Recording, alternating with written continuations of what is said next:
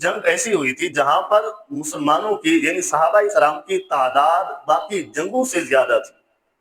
یہ حضور صلی اللہ علیہ وسلم بظاہر جب دنیا میں موجود تھے اس وقت کی بات ہے. تقریباً 30,000 صحابہ کرام تھے جو ایک جنگ میں شامل ہوئے تھے. تو صحابہ کرام بیٹھے تھے. بیٹھنے کے بعد تو حضور صلی اللہ علیہ وسلم نے فرمایا کہ یوشک الامم، ایک ایسا وقت بھی آئے گا، میری امت پر ایک ایسا وقت بھی آئے گا، ان تدع علیکم کما تدع العقلۃ الی قصعتها، کہ دنیا والے کافر میری امت پر ایسے ٹوٹ پڑیں گے جس طرح بھوکا کسی کھانے والی پلیٹ پر ٹوٹ پڑتا ہے. ان تدع علیکم کما تدع العقلۃ الی قصعتها. اگر ہم پلیٹ کا انداز دیکھیں، کوئی چیز ہم نے خیرات کرنی ہو، بانٹنی ہو، تو ہم کس طرح سے اس پر ٹوٹ پڑتے ہیں. فرمایا کہ ایک وقت ایسا آئے گا، ایک لمحہ ایسا آئے گا کہ میری امت ہوگی، مسلمان ہوں گے، مجھے ماننے والے ہوں گے، ان پر کفار ایسے ٹوٹیں گے جس طرح بھوکے کسی پلیٹ پر ٹوٹ پڑتے ہیں. آج دیکھیں کس طرح کافر مسلمانوں کو نوچ نوچ کر کھا رہے. تو ایک صحابی بیٹھے تھے، انہوں نے اس وقت دیکھا کہ ہماری تعداد اگر 30,000 ہے تو شاید کہ ہم اس دن کم ہوں گے تعداد میں. یا اس صحابی کو ایسا بھی علم ہوگا کہ جو جنگ بدر میں تعداد اتنی کم ہو اور کافروں کی تعداد زیادہ ہو، پھر بھی اللہ عزت مسلمانوں کو عطا فرماتا ہے، تو اس نے شاید کہ سوچا ہوگا کہ اس وقت ہماری تعداد بڑی کم ہوگی. اور سوال کیا؟ قال قائل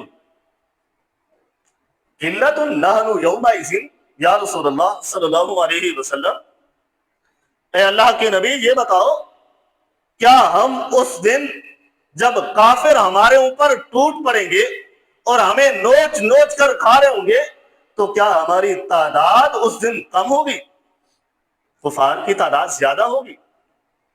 تو حضور صلی اللہ علیہ وسلم نے فرمایا کہ بل انتم نحن یومئذ کثیر، ایسا نہیں، بلکہ اس وقت مسلمانوں کی تعداد قلت میں نہیں ہوگی بلکہ کثرت میں ہوا کرے گی. مسلمان اس وقت تعداد میں زیادہ ہوں گے، ان کی تعداد اتنی کم نہیں ہوگی. تو آج دیکھیں تعداد کتنی زیادہ ہے اور فلسطین کا حال بھی ہماری آنکھوں کے سامنے ہو رہا ہے. تو حضور صلی اللہ علیہ وسلم نے فرمایا کہ لیکن غصاء کغصاء السیل، اس وقت ان مسلمانوں کے حالات ایسے ہوں گے، مسلمانوں کا انداز پھر ایسے ہوگا جس طرح ایک دریا ہو، سمندر ہو، اور اس کے اوپر جو جھاگ ہوتی ہے، جس طرح جھاگ خالی ہوتی ہے اس کا کوئی وزن نہیں ہوتا، اسی طرح اس وقت ان مسلمانوں کا ایمان بھی ایسے خالی نظر آئے گا. ایمان بھی اس وقت خالی نظر آئے گا. جس طرح پانی جھاگ کو اٹھا کر کبھی کہیں لے جاتا ہے، کبھی کہیں لے جاتا ہے، اس جھاگ کی اپنی کوئی قوت طاقت نہیں ہوتی، اس جھاگ کا کوئی اپنا مقام نہیں ہوتا. آج مسلمانوں کا بھی کوئی مقام نہیں ہے. کافر جب چاہتے ہیں، جس وقت چاہتے ہیں، مسلمانوں کو جہاں چاہتے ہیں وہ ٹھکانہ لگا کے رکھ دیتے ہیں. آج مسلمانوں کے 56 یا 57 ممالک ہونے کے باوجود ایک ملک کی بھی حفاظت نہیں کر سکتے. اور ہم کس وجہ سے حفاظت نہیں کر سکتے؟ اس وجہ سے کہ آج ہمارے پاس وہ جہاد جیسی طاقت اور قوت ہی نہیں رہی. ہم نے جہاد کو جو بلا دیا ہے، جہاد کی تاریخ جو ہم نے دہشت گردی کے ساتھ ملا دی. جو جہاد کے منکر ہیں، جو جہاد کو نہیں مانتے، انہوں نے کس انداز سے ہماری آنے والی نسلوں کے ذہنوں میں جہاد سے متنفر ہونے کا کلیہ فٹ کر دیا ہے. جہاد سے ہم خالی ہیں، جس کی وجہ سے کافر ہمارے ایک ایک ملک کو نوچ رہے ہیں. کتنے اسلامی ممالک ہیں جو کافروں کے ہاتھوں لٹ چکے ہیں اور ان کا نظام سارا خراب ہو چکا ہے، اور مسلمان ابھی بھی خواب غفلت میں. تو حضور صلی اللہ علیہ وسلم نے فرمایا کہ غصاء کغصاء السیل، کہ اس وقت مسلمانوں کی تعداد اگرچہ زیادہ ہوگی لیکن ان کی طاقت اور قوت صرف اتنی ہوگی جس طرح پانی کے اوپر جھاگ ہوتی ہے، اس کا جیسے وزن نہیں ہوتا، تو اسی طرح ایمان والوں کا اس وقت مسلمانوں کا بھی کوئی وزن نظر نہیں آئے گا۔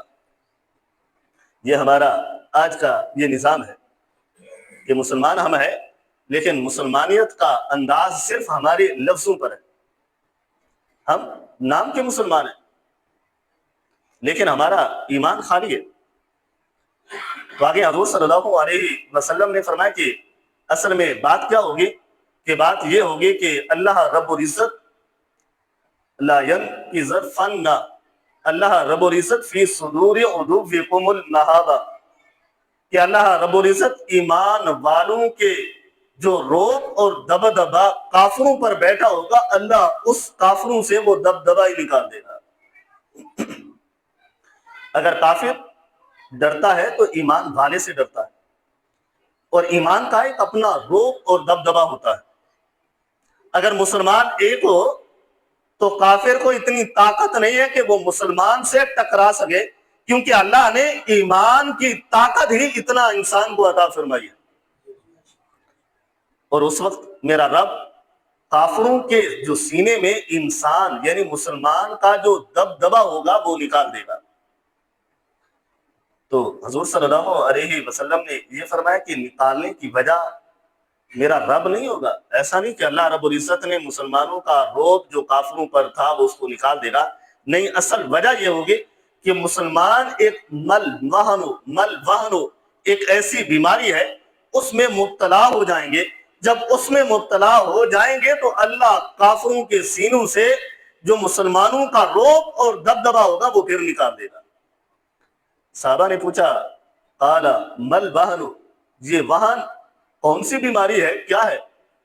تو حضور صلی اللہ علیہ وسلم نے فرمایا کہ اس وقت جو مسلمان ہوگا حب الدنیا وکراہیت الموت، کہ اس وقت کا مسلمان دنیا سے محبت کرے گا اور موت کو وہ ناپسند سمجھے گا۔